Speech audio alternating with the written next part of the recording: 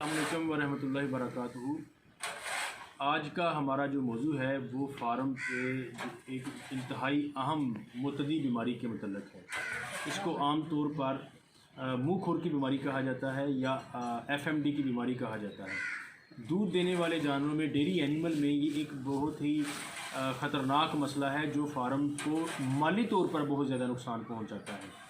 और जब एक फार्म पर मुँह खुर की बीमारी आ जाए तो उन जानवरों में फिर हीट स्ट्रेस का मसला यानी गर्मी का बुखार भी ज़्यादा होने के चांसेस होते हैं, क्योंकि जानवरों की इम्यूनिटी जो है उस लिहाज से कम हो जाती है। तो इसकी तफसील हम आपके साथ शेयर करेंगे कि ये कैसे फार्म पर फैलता है, इसकी अलामात क्या हैं और इसका इलाज क्या है।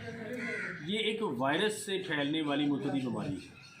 इसको आमतौर पर मुँह खुर कहते हैं। मुँह खुर इसको इसलिए कहते हैं कि मुंह में, खुरों में, थनों में और हैवानों के ऊपर जानवर के आबले बन जाते हैं, छाले बन जाते हैं और जानवर को बुखार चढ़ता है। चूँकि मुंह के अंदर और खुरों के अंदर छाले पड़ते हैं, इसलिए इसको मुँह खुर की बीमारी के नाम से इसको जाना जाता है।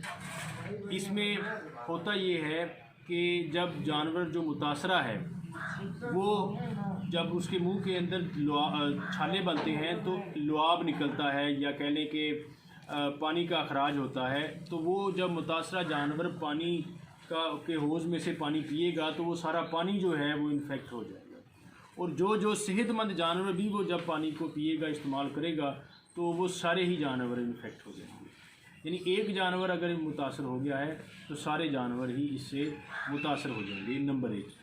नंबर 2 ये है कि अगर उसने जिस चारे को मुंह लगाया है और उस चारे को अगर कोई दूसरा जानवर खाएगा या उस जगह पे अगर वो खुरली के अंदर या जिस जगह पे भी वो चारा खा रहा है तो दूसरा कोई जानवर खाएगा तो वो भी मुतासर हो जाएगा।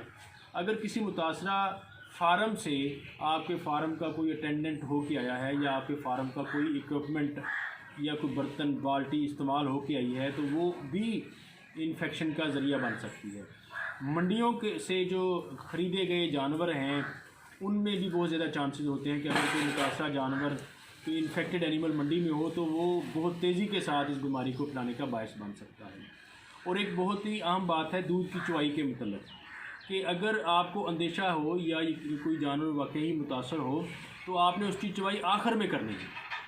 अगर खुदा ना खास्ता आप उसकी चुवाई पहले करेंगे तो उसके बाद आप जितने भी जानवरों की चुवाई करेंगे आप अपने ही हाथ से उस जो वायरस है उसको बाकी जानवरों में मुंतकिल कर देंगे, तो ये बीमारी दूसरे सेहतमंद जानवरों में फैल जाएगी।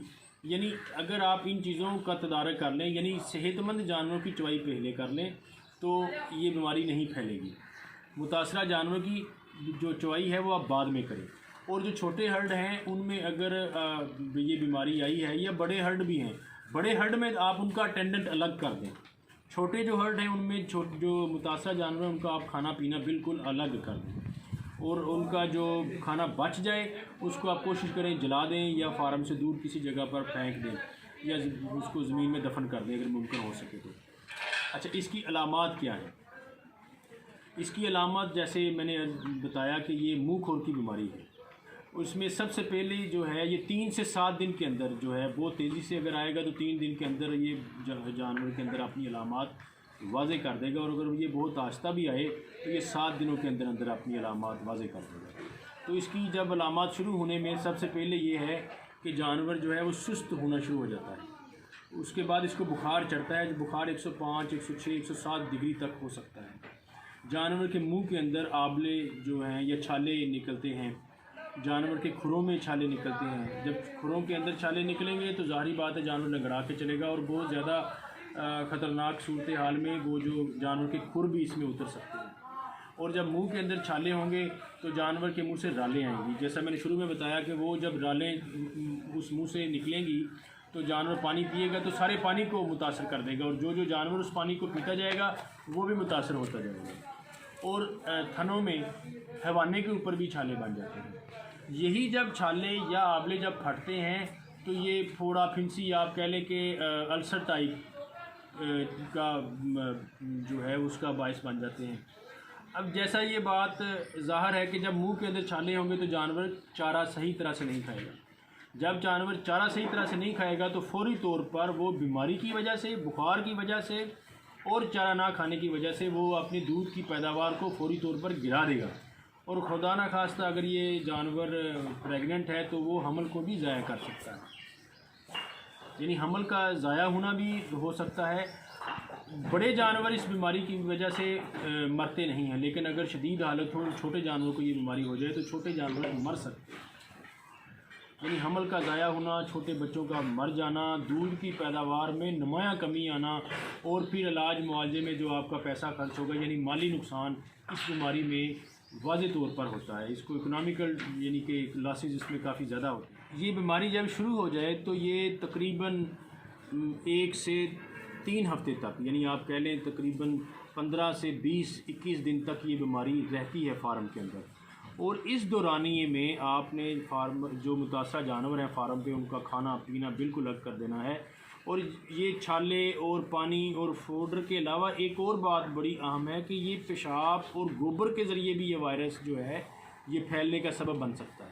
लिहाजा ऐसे जानवर जो मुतासर हैं इनको मुकम्मल तौर पर जो है वो सेहतमंद जानवरों से अलग होना चाहिए। नर जानवरों में भी इसका काफ़ी ज़्यादा नुकसान होता है, यानी उनमें लगड़ापन का शिकार जो है जानवर हो जाएंगे तो माल बर्दारी के भी वो काम नहीं आएंगे। और जो छोटे बच्चे हैं खुदा ना खास्ता वो मर सकते हैं। ये उन जानवरों के अलावा है जो दूध देने वाले। ड्राई प्रेग्नेंट जानवर जो हैं उनमें हमल का ज़ाया होना है, और जो दूध दे रहे हैं यानी मिल्किंग हैं उनका जो है वो दूध में बहुत ज़्यादा कमी और कमज़ोरी और लागतपन जो है वो बहुत नुमायाँ। ज़्यादा बुखार की सूरत में 105, 106, 107 तक बुखार भी जा सकता है। आप मिलोक्सिकेम वगैरह ये लोक्सन अच्छे एंटीपायरेटिक इंजेक्शन का इस्तेमाल कर सकते हैं। ये बात आप श्योर रखें कि बुखार बहुत ज़्यादा नहीं होना चाहिए, क्योंकि ये बीमारी तकरीबन 2 से 3 हफ्ते अपना वक्त लेगी। इस दौरानिए में आपने टेम्परेचर का ख़ास ख्याल रखना है। अच्छा जी, सिर्फ आपने एंटीपायरेटिक इंजेक्शन का इस्तेमाल करना है, और आपने जो छाले हैं उन पे मुँह के अंदर जो छाले हैं उनका ग्लाइसरीन के ज़रिए, और जो खुरों के अंदर और थनों और हवाने के ऊपर जो छाले हैं उनके ऊपर आप पिंक स्प्रे या पायोडीन का आपने इस्तेमाल करना है, तो इंशाल्लाह आपका जानवर ठीक हो जाएगा। तो अब मुँह खोर की आप इंश्योर करें कि वैक्सीन साल में 2 दफ़ा लाजमी की गई हो। एक दफ़ा इसकी वैक्सीन जो है वो फरवरी और मार्च में की जाती है, एक दफ़ा सितंबर और अक्टूबर में की जाती है, यानी एक दफ़ा साल के शुरू में और एक दफ़ा साल के आखिर में इसकी वैक्सीन लाजमी की जाती है। इसको आप इंश्योर करें कि ये लाजमी की गई हो, क्योंकि इस वैक्सीन की जो है मुदाफ़त का जो मुदाफ़ती निज़ाम के दौरानिया जो है वो 6 महीने है। तो जानवर आपका प्रॉपरली वैक्सीनेटेड होना चाहिए। साल में 2 मरतबा वैक्सीन होना चाहिए, साल के शुरू में और साल के आखिर में 2 दफ़ा इसकी वैक्सीन लाजमी करवाएं। बाज़ लोग इसमें एंटीबायोटिक का भी इस्तेमाल करते हैं, तो इसमें आपको ये बात बता दूं, चूँकि ये वायरस की बीमारी है, इसमें जानवर की क़ुव्वत मुदाफ़त पहले बहुत कम हुई होती है। तो जब आप इसमें एंटीबायोटिक का इस्तेमाल करेंगे या बहुत ज़्यादा करेंगे तो जानवर की क़ुव्वत मुदाफ़त और कम हो जाएगी, जो ज़्यादा नुकसान का बायस बन सकती है। तो इसमें ज़्यादा आप ये ख्याल रखें कि जानवर और उसके इर्द गिर्द का माहौल साफ़ सुथरा हो, तो आप इससे ज़्यादा बेहतर तरीके से बच सकते हैं। तो आज का अगर प्रोग्राम आपको अच्छा लगे तो आप प्रोग्राम को लाइक करें, शेयर करें, सब्सक्राइब करें और बेल आइकन को ज़रूर दबाएं। इजाज़त दीजिए।